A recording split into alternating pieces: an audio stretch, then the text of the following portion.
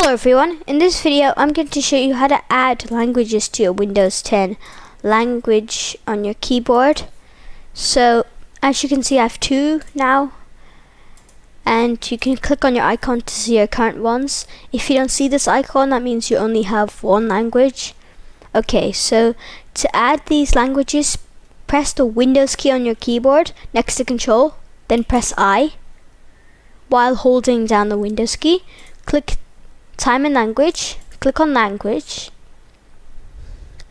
click Add a Language, and then type in the language name that you want to add.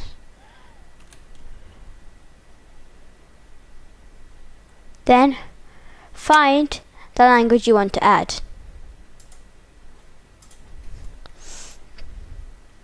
Then click Install. And as you can see, the language pack will download. I'll just cut the video and I'll be right back once the language downloads.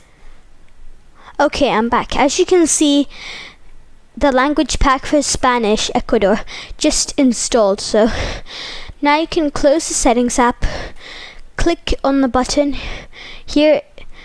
If it says ENG, that means your current language is English. This depends on what language you're using. Then click on the language. As you can see, the language has just changed. Thank you for watching this video.